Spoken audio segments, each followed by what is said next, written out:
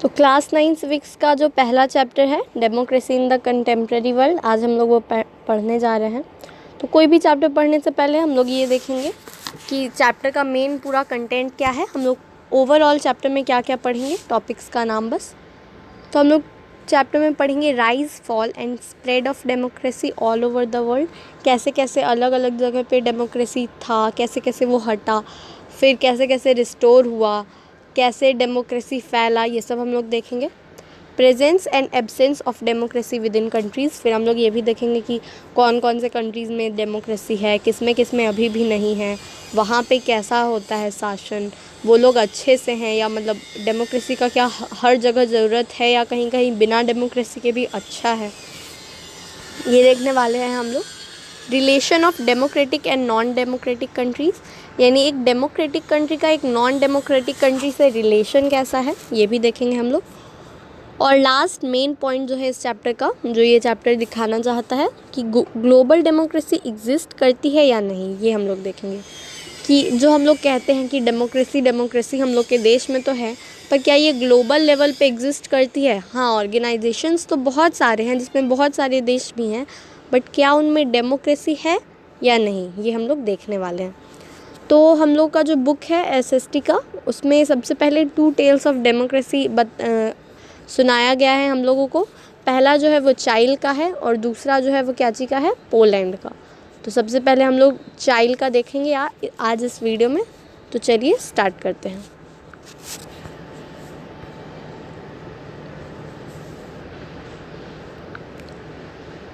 Salvador Allende, leader of Socialist Party of Chile, who led Popular Unity Coalition to victory in presidential election 1970। यहाँ पे एक आदमी का नाम है साल्वाडोर एलेंडे, जो कि सोशलिस्ट पार्टी के लीडर थे, जो पॉपुलर यूनिटी कोलिशन को जिताए थे प्रेसिडेंशियल इलेक्शन 1970 का। ये है साल्वाडोर एलेंडे और इनकी पार्टी का नाम था सोशलिस्ट पार्टी ऑफ चाइल्ड। अब आपको लगेगा कि ये पॉपुलर यूनिटी कोलिशन क्या है फिर? तो जैसे बीजेपी है और वो अपनी बहुत सारी सहायक पार्टियों के साथ मिलके एनडीए बनाती है, उसी तरह ये जो सोशलिस्ट पार्टी है वो अपना बहुत सारा सहायक पार्टी के साथ मिलके क्या बनाई है, पॉपुलर यूनिटी कोलिशन। ठीक है, आगे देखते हैं। ही टुक सम गेम चेंजर डिसीजंस, अब वो प्रेसिडेंट बने तो वो अच्छे प्रेसिडेंट थे तो जो भी कुछ ख़राब था वो चेंज करना चाहते थे, तो वो कुछ गेम चेंजर डिसीजंस लिए थे। जैसे कि क्या क्या वो लिए थे, रिफॉर्म ऑफ एजुकेशनल सिस्टम। आपको पता होगा कि एजुकेशन कितना ज़रूरी है किसी भी देश में, तो न्यू होता है एजुकेशन तो वो उसको रिफॉर्म करे, अच्छा नहीं होगा चाइल्ड का एजुकेशन उससे पहले। उसके बाद वो क्या किए, रीडिस्ट्रीब्यूशन ऑफ लैंड। तो आप ये हिस्ट्री में फर्स्ट चैप्टर में पढ़े होंगे कि फ्रांस में जो मेन लैंड 60% ऑफ लैंड जो है वो चर्च के पास होता था और नोबल्स के पास होता था। तो यूरोप की लगभग कंट्रीज़ में ऐसा ही होता था। तो ये क्या किए थे, लैंड को रीडिस्ट्रीब्यूट कराए थे। चर्च से जो एक्स्ट्रा लैंड है वो लिए थे ये, और मेन जनता में बांटे थे। ठीक है, ये डेमोक्रेटिकली जो लैंड है उसका डिस्ट्रीब्यूशन कराए थे। तो किसी से भी लैंड, चाहे किसी से भी उसका रिसोर्सेज छीनने पे वो उसको अपोज करेगा ही। तो रिच चर्चेस और जो उनका कुछ पॉलिटिकल पार्टीज़ था वो बहुत अपोज कर रहा था कि ये क्या किए हैं, वापस लीजिए अपना फैसला ऑल एंड ऑल। तो फिर भी जो ये हैं, ये साल्वाडोर एलेंडे, ये अपना फ़ैसला वापस नहीं लिए। तो ये लोग क्या किए, ये लोग एक मिलिट्री को अपने साथ पिला लिए और मिलिट्री से हमला करवा दिए मेन कंट्री पे। 1973 का ये बात है, 11 सितंबर 1973 को मिलिट्री कूप यानी हमला। ठीक है, तो वो लोग सबसे पहले क्या किया, डिफेंस मिनिस्टर को अरेस्ट कर लिया ताकि और कोई हो ही ना मिलिट्री को कमांड देने वाला। ये मिलिट्री के ही एक जनरल का काम था और प्रेसिडेंट जो थे वो बॉम्बार्डिंग में मारे गए। मरने से पहले उनका ये लास्ट स्टेटमेंट था, workers of my country, I have faith in child and its future, other man will overcome this dark and bitter moment when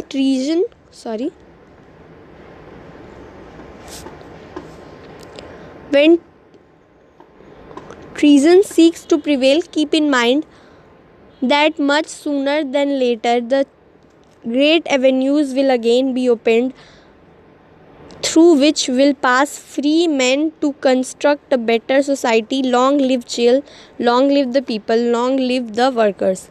These are my last words, and I am certain that my sacrifice will not go in vain. I am certain that at the very least it will be a moral lesson and punish felony, cowardice and treason. तो इनका मानना था, ये जब मर रहे थे, जब इनके प्रेसिडेंशियल हाउस में बॉम्बार्डिंग हो रहा था, तो ये रेडियो के थ्रू पूरे चाइल्ड को कनेक्ट करके ये लास्ट बात जो अपना था वो कहे थे। तो ये क्या कहते कि मेरे को विश्वास है चाइल्ड में और इसके फ्यूचर में कि जो लोग हैं उनका बुद्धि खुलेगा और वो इस चीज़ को ओवरकम करेंगे। अभी नहीं तो मतलब ऐसा नहीं है कि अभी या कभी भी, लेकिन चाइल्ड में वापस से डेमोक्रेसी आएगा। और ये अब बता के और वो मर गए बम्बार्डिंग में, ठीक है। उसके बाद देखते हैं चाइल्ड में कौन आया और वो क्या क्या किया। तो चलिए देखते हैं। तो फिर क्या हुआ, जनरल पिनोशेट, अब यही हैं जो जिन्होंने ये करवाया था मिलिट्री कूप, यही है वो आदमी जो करवाए थे। तो ये टुक ओवर कर लिए थ्रोन को। अब थ्रोन यहाँ पे गद्दी से सेंस नहीं है, क्योंकि डेमोक्रेटिक देश था तो उसमें कोई राज्य टाइप का, साम्राज्य टाइप का था नहीं जो सिंहासन हो कुछ, लेकिन वो पावर उनके हाथ में चला गया जनरल पिनोशेट के। तो पूरा आर्मी रूल आ गया। तो हम लोग चलिए देखते हैं पिनोशेट के वो में चाइल्ड मेन कैसा था। मिलिट्री डिक्टेटरशिप था, ये है पिनोशेट एक डिक्टेटर थे और इनके हाथ में मिलिट्री था, तो एक तरह से पूरा पावर इन्हीं के हाथ में था। Allende and democracy supporters were reported missing. अब इन लोगों को जो अभी भी कोई अपोज कर रहा था, कौन, जो एलेंडे का सपोर्ट करता था, जो डेमोक्रेसी का सपोर्ट करता था, तो ये क्या कराने लगे, धीरे धीरे वो लोगों को ख़त्म कराने लगे। तो क्या हो गया कि धीरे धीरे वो लोग पता चल रहा था कि वो लोग अचानक से गायब हो रहे हैं। तो मतलब क्या है, वो लोग उन लोगों को मार रहे थे। किल्ड एंड मेनी टॉर्चर्ड, 3000 लोगों को मार दिया गया जान से और बहुत लोगों को टॉर्चर किया गया। और हमेशा याद रखिए ये तो सरकार का स्टैट्स है, मतलब ये कुछ कम ही होता है हमेशा। तो 3000 से भी ज़्यादा लोगों को मार दिया गया 17 साल में जो ये शासन किए उसमें, ठीक है। चलिए देखते हैं अब क्या हुआ। Through a referendum in 1988 by Pinochet choice, a decisive amount of people voted for no. 4 elections were held and army eliminated.